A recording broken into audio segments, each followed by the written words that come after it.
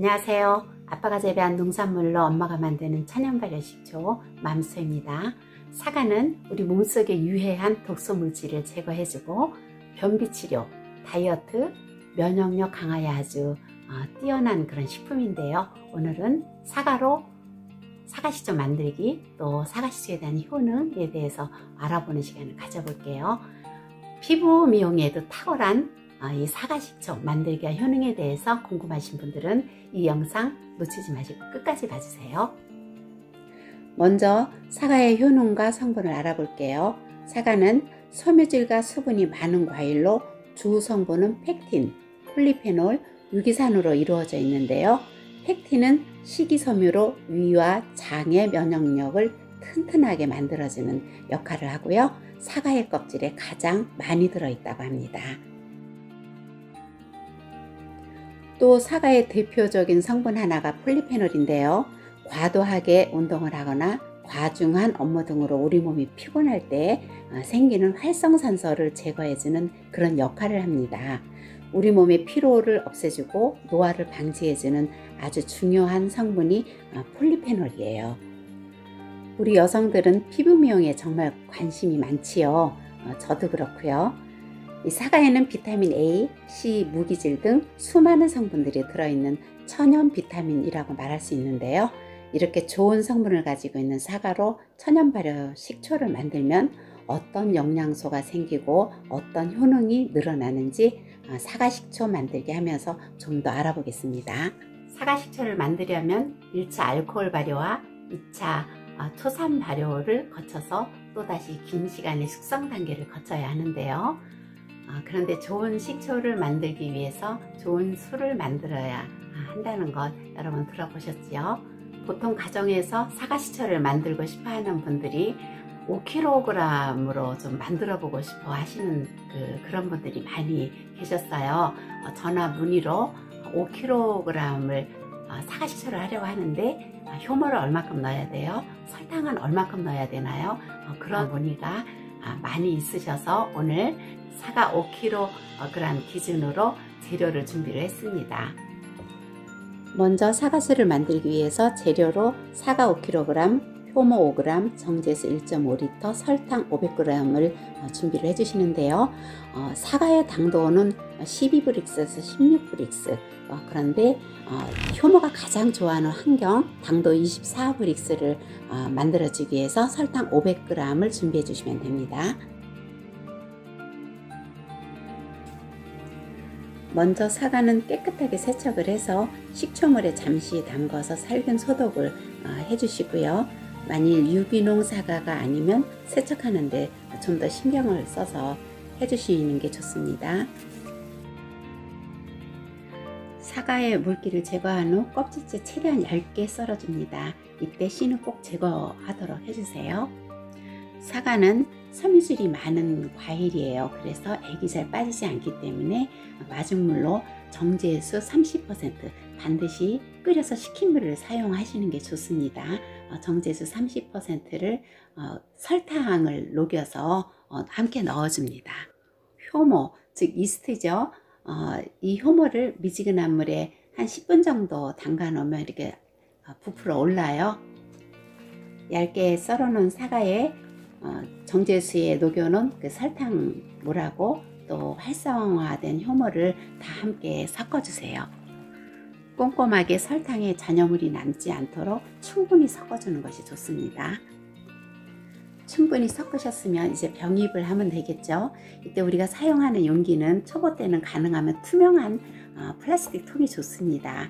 항아리 하면 물론 발효가 가장 잘 되는데 보이지가 않으니까 처음에는 이 발효가 되는 그 과정을 매일매일 내 눈으로 지켜보는 게 공부가 많이 돼요. 지금까지의 과정이 1차 알코올 발효, 즉 술이 만들어지는 그런 과정인데요. 이 알코올 발효 과정은 산소를 차단시켜 줘야 되는데요. 그 전에 한 이틀 정도, 48시간 정도는 공기가 통하게 둬서 효모가 활성화되도록 도와주는 시간을 좀 갖도록 해야 돼요. 이틀 동안 하루에 2번 정도 아래 위로 사과를 잘 섞어주면서 효모가 잘 활성화되도록 도와주고요. 이틀 후부터는 랩을 사용해서 입구를 봉해주고 공기를 차단을 시켜줘야 합니다. 술이 발효되는 시간은 약 7일에서 10일 정도면 되는데요. 10일 후 술을 걸러서 2차 초산 발효하는 과정을 다시 한번 올리도록 할게요. 식초가 발효되는 과정을 기다림의 미학이라고 하지요. 이 알코올 발효는 약 열흘 정도면 완성이 되는데 2차 초산 발효는 30도 정도를 맞춰줬을 때 약 3개월 정도가 걸려요. 발효 과정을 끝내면 다시 2년 또는 3년 또는 그 이상의 긴 시간 동안 숙성 기간에 들어가야 되는데요. 이렇게 오랜 동안 힘들게 발효식초를 만들어서 먹어야 하는 이유가 뭘까요?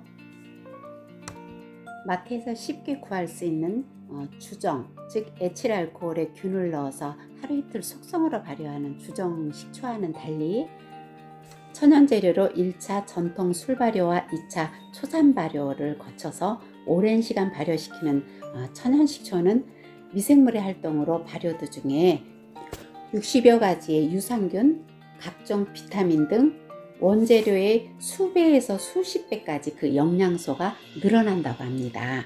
질병에 대한 면역력을 높여주고 각종 성인병 예방과 치료에도 뛰어난 이 천연식초의 효능은 수도 없이 많은데요.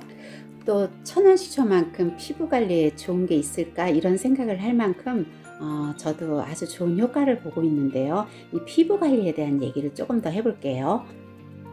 맘스초가 나이에 비해서 피부가 좀 좋다는 소리를 많이 들어요. 제가 나이가 이제 60인데 또 나이에 비해서 젊어 보인다는 소리를 좀 들어요. 그런데 어떤 분이 시골에서 공기 좋은 데 사니까 더 젊어지고 피부도 더 예뻐지는 것 같다고 그런 소리를 하시는데 사실 시골에 살면 피부가 좋아지지 않습니다. 금방 까칠해져요. 지금 사진에서 보는 얘네들이 맘스초의 피부를 지켜주는 그런 발효액들인데 피부 미용에 좋다는 각종 과일과 채소들을 발효를 해서 에센스 대용으로 쓰기도 하고 여드름 등 피부의 각질 또는 각종 피부 트러블에도 좋은 효능이 있는 초란 에센스의 재료가 되는 애들인데요. 처음에는 강한 식초향이 부담이 되고 또 혹시나 피부에 트러블이 생기지 않을까 걱정도 되고 해서 조심스럽게 사용을 했는데 요즘 맘스초에게 이 초란 에센스는 기미, 잡티를 제거해주고 또 헤어 린스로도 사용이 되고 각질 제거제, 또 살균 소염제, 피부 가려움증 해소 등 정말 다양하게 또 아주 유용하게 애용을 하고 있답니다. 눈 밑에 이 다크 서클도 제가 도시에 살 때는 가끔 마사지를 하기도 했는데 없어지지 않았었어요. 항상 거슬렸었는데 언제인지 모르게 거의 없어진 듯 보여요. 거의 그냥 별로 그 불만이 없어요.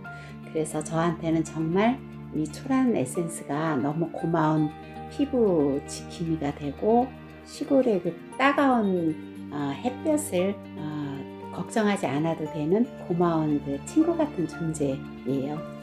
지금까지 시청해주신 여러분 감사합니다. 혹시 구독과 좋아요 누르셨나요?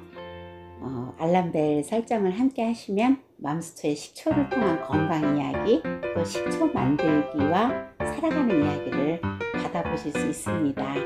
여러분 감사합니다. 다음에 또 만나요.